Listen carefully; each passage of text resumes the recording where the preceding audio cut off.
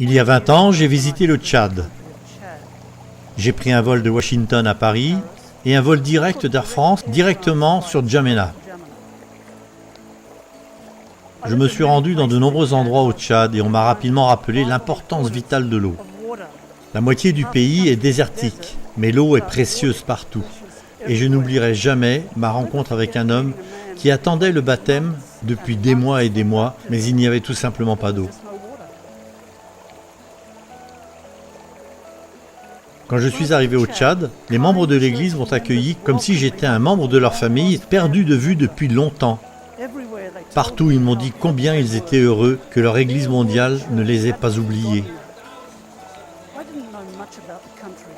Je ne savais pas grand-chose du pays, mais je savais qu'il était pauvre. Pas seulement au niveau de l'inconfort, mais comment survivre jour après jour. Et que sera fait demain? Pauvre à quel point? Plus de 80% de la population vivait en dessous du seuil de pauvreté et l'espérance de vie était inférieure à 48 ans. Je pense qu'il est juste de dire qu'il y a 20 ans, la plupart des adventistes vivant en Europe, en Amérique, en Australie ou ailleurs ne savaient pas grand-chose sur le Tchad. Aujourd'hui encore, beaucoup d'entre nous auraient probablement du mal à le situer sur une carte. Et pourtant, j'ai trouvé un bureau de mission dans la capitale, à N'Djamena. J'y ai découvert des églises et des entreprises dynamiques. J'ai vu des écoles remplies de beaux enfants et même un petit hôpital. Il y avait un grand groupe de pionniers de la mission mondiale, dévoués et engagés, qui implantaient de nouveaux groupes de croyants dans tout le pays. J'ai visité une église au Tchad qui, comme le reste du pays, était désespérément pauvre. Mais voici ce que je veux dire.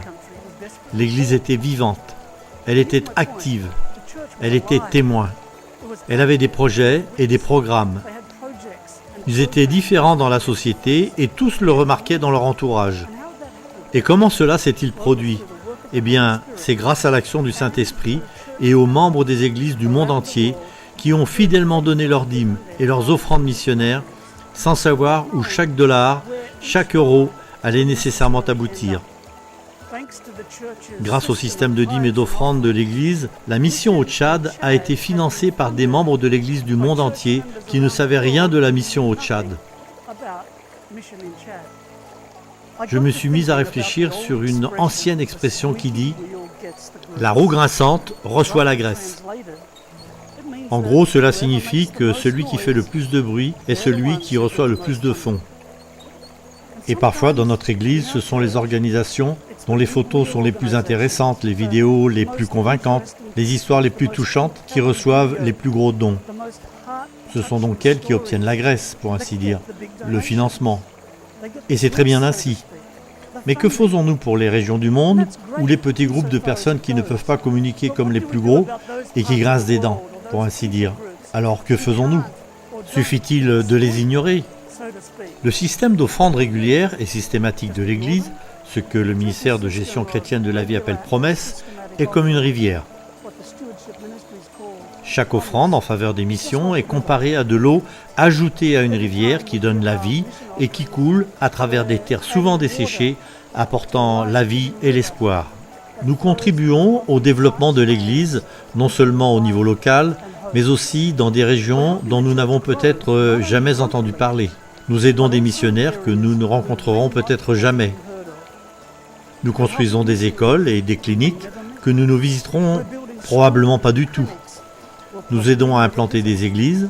Nous ne pratiquerons peut-être pas une seule fois le culte dans aucune d'entre elles, mais nous donnons vie à la mission de l'Église.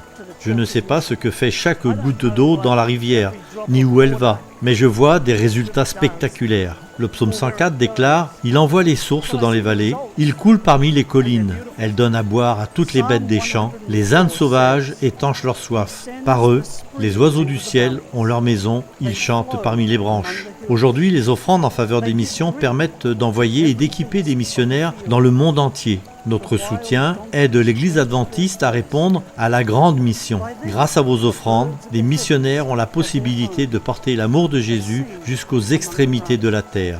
Nous avons le privilège d'aider les membres de l'Église à voir que leurs offrandes sont comme une rivière de la mission qui donne la vie et qui coule à travers des terres souvent desséchées. Cette rivière permet aux missionnaires d'être placés partout dans le monde. Elle contribue à développer les ministères éducatifs, médicaux et humanitaires de l'Église et bien plus encore.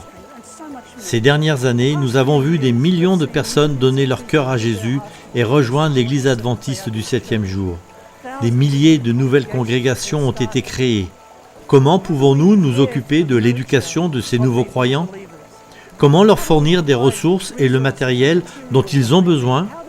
Comment assurerons-nous une pastorale permanente ? Les offrandes pour la mission sont vitales. Données régulièrement et systématiquement, elles participent au soutien et à la croissance de nouvelles œuvres dans le monde. Et c'est là l'essence même de l'Église.